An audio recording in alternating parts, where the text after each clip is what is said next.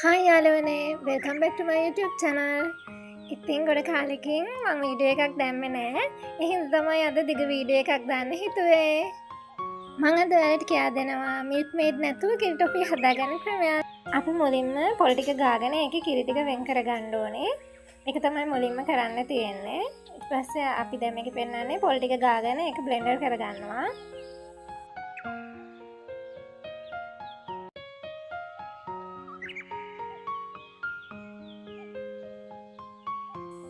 Blender කරගෙන ඉවරුණාට පස්සේ තියෙන විදිහ තමයි මේ. ඒ ටික වෙනම මොකක් හරි භාජනයකට දාලා ඊට පස්සේ ඒ ටික වෙනම තියා ගන්නවා අපි.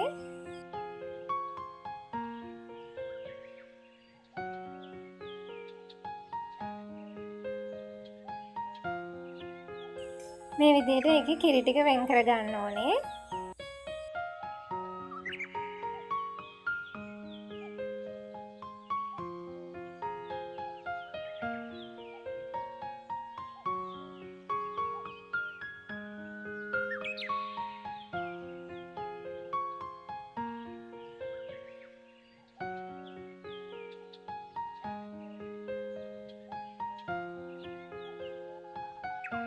ඊට පස්සේ ඔයාලා ඒ කිරි ටික දාගන්න ඕනේ ඔයාලා ඔය කිරි ටොෆි හදන භාජනයට. අපි මෙතන අරගෙන තියෙන්නේ පොඩි තාච්චියක්. ඒ තාච්චිය තමයි අපි කිරි ටොෆි හදන්නේ. එක පොල් ගෙඩියකින් හදනකොට අපි ඒකට දානවා සීනි ග්‍රෑම් 600ක්. මෙතන දැන් අපි ඊළඟට එකතු කරන්නේ මේ කිරි ටිකට සීනි ග්‍රෑම් 600ක් එකතු කරනවා.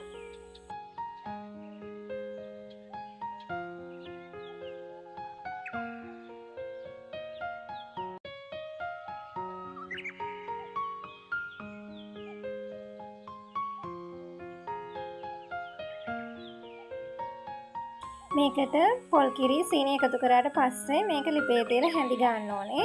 මේක ගෑස් ලිපේ කරන්නත් පුළුවන්. ඒ වුණාට අපි අද කරන්නේ ලිපේ.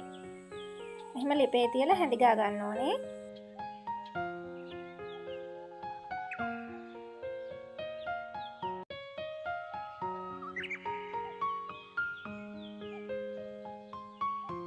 ඒක ලිපේ තියලා චුට්ටක් වෙලා හැඳි ගාලා ඊට පස්සේ ඒක උතුරලා උකු වෙනකන් මෙන්න මේ වගේ ඔයාලා කිරි ටොෆි කපා ගන්න තැටියට තෙල් ගාලා මේ වගේ හැමතැන මේ පොල් තෙල් ගාලා ඔය විදිහට හදා ගන්න ඕනේ. ඊට පස්සේ අපි ආයෙත් හැඳි ගන්න ඕනේ මේක. හැඳි ගන්න ඕනේ කියන්නේ උතුරනකොට මේක දිගටම හැඳි ගන්න ඕනේ උකු වෙනකන්ම. ලිපේ තිබුණත් ගෑස් එකේ තිබුණත් ඔය විදිහට දිගටම හැඳි ගන්න ඕනේ.